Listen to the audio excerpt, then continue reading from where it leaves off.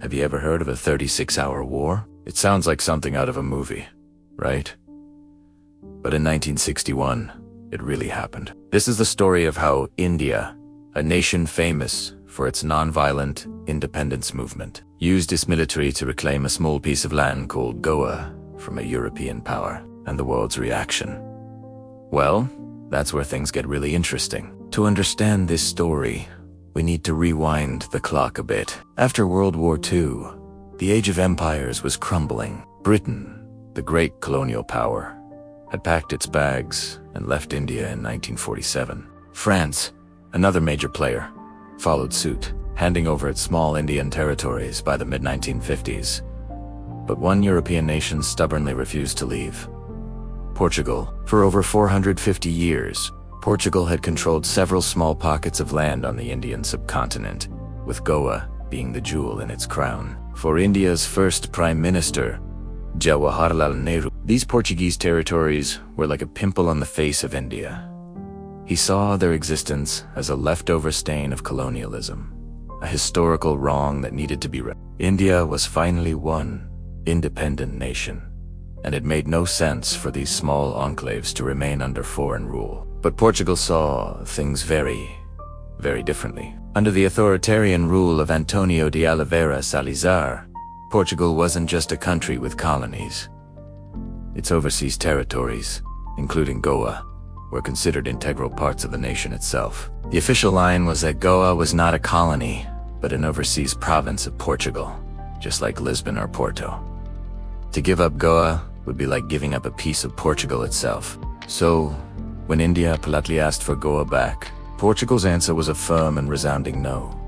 For years, India tried the diplomatic route. Nehru, a global champion of peace and non-alignment, was genuinely reluctant to use force. He hoped that international pressure and negotiations would persuade Portugal to see reason.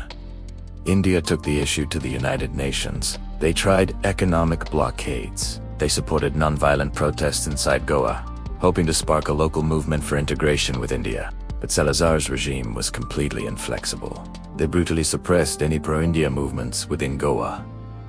The diplomatic channels led nowhere.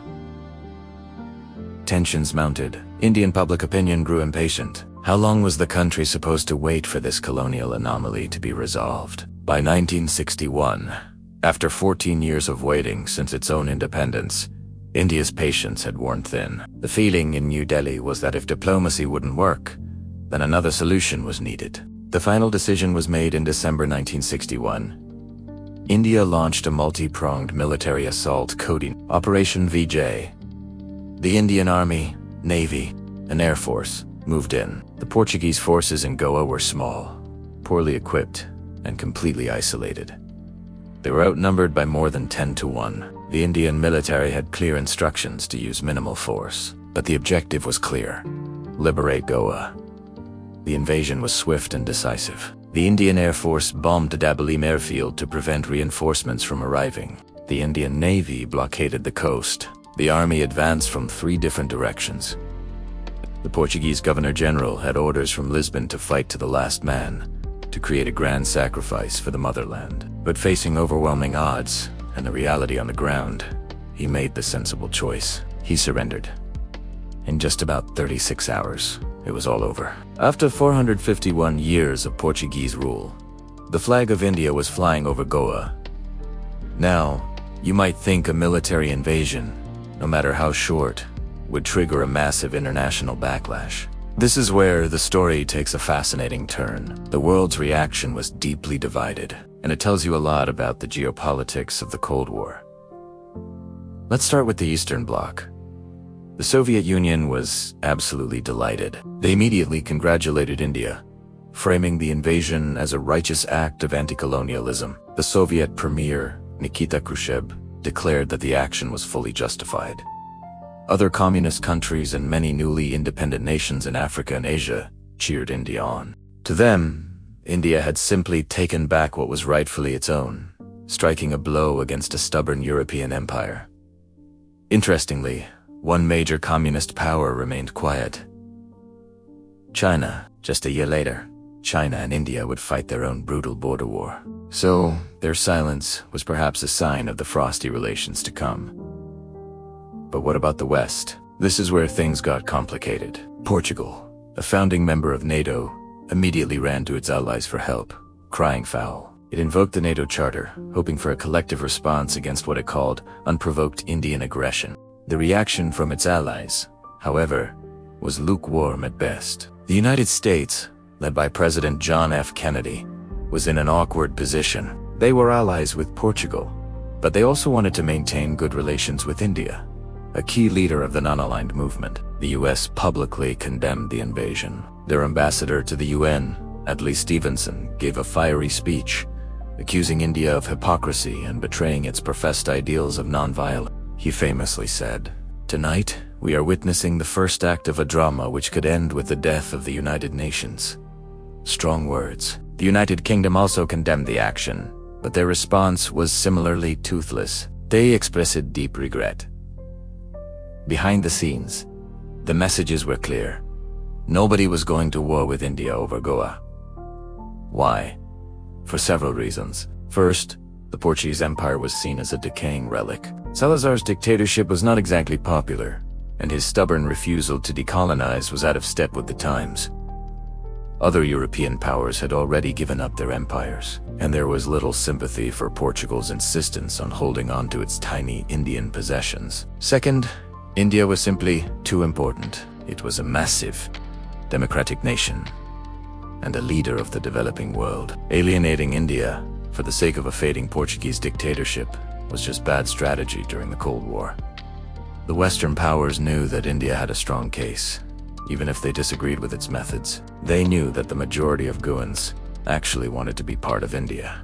Years of Portuguese rule had not erased the cultural, linguistic, and economic ties that bound Goa to the rest of the subcontinent. So, while Portugal's allies made angry speeches at the UN and imposed some minor sanctions, they did nothing more. There was no military intervention, no serious economic consequences for India. The US and UK basically told Portugal, "We're sorry this happened, but you're on your own."